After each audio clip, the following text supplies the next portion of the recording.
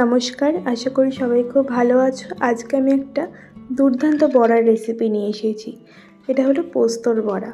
তো পোস্তটাকে প্রথমেই ভালো করে মিক্সচার গ্রাইন্ডারে গ্রাইন্ড করে নিই। ভালো করে বলতে কিন্তু একদম মিহি গ্রাইন্ড করা যাবে না, হালকা দানা দানা থাকতে হবে। তো আমার কিন্তু গ্রাইন্ড করা হয়ে গেল। এবার এটাকে একটা বড় থালার মধ্যে নিয়ে নিয়েছি। দিয়ে এর মধ্যে একটা বড় পেঁয়াজের কিছুটা অংশ কেটে আমি এখানে দিলাম, ছোট ছোট করে পেঁয়াজ কুচিয়ে। পুরোটা কিন্তু অবশ্যই দেওয়া যাবে না, একদম অল্প। পেঁয়াজের পরিমাণ যাতে বেশি না হয় সেটা কিন্তু একদম খেয়াল রাখতেই হবে।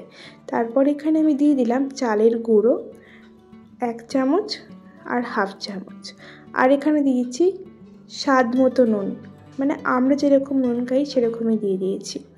তারপরে এটাকে অল্প একটু সামান্য জল দিয়ে ভালো করে হাত দিয়ে মেখে নিতে হবে। মাখাটা কিন্তু খুব ভালো করে করতে হবে, কারণ মাখাটার ওপরেই বড়াটা কীরকম হবে সেটা নির্ভর করছে।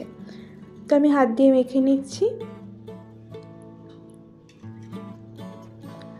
মাখাটা হয়ে গেলে আমি এখানে এটাকে একটুখানি শেপ দিয়ে নেব, গোল গোল আকারের শেপ। তোমরা চাইলে যে কোনো ধরনের শেপ দিতে পারো, তবে আমি এখানে গোল গোল যেরকম কাটলেটের শেপ হয় সেরকম দিচ্ছি। দেখতেও ভালো লাগে আর খেতেও দুর্দান্ত হয়। ঠিক আছে, তো গোল গোল শেপ দিয়ে নিয়েছি। এবার এটাকে আমি ভাজবো সর্ষের তেলে। সর্ষের তেলে ভাজলে কিন্তু স্বাদটাও বেশ ভালো আসে। সাদা তেলে ভাজলে অতটা ভালো আসবে না। তো পোস্ত বড়া ভাজার আগে পোস্তটাকে একটু ভালো করে পোস্ত দিয়েই কোট করে নিচ্ছি।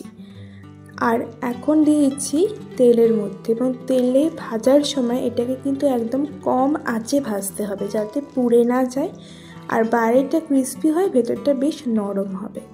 তো এভাবেই উল্টে পাল্টে ভেজে নিতে হবে লাল হয়ে যাওয়া অবধি। এই বড়াটা কিন্তু খেতে খুবই ভালো লাগে গরম ভাতের সাথে, বিশেষ করে। তোমরা অবশ্যই কিন্তু বাড়িতে বানিও। ভিডিওটা ভালো লাগলে একটা ছোট্ট লাইক আর একটা ছোট্ট কমেন্ট করে দিও। আজকের মতো আসি, টাটা।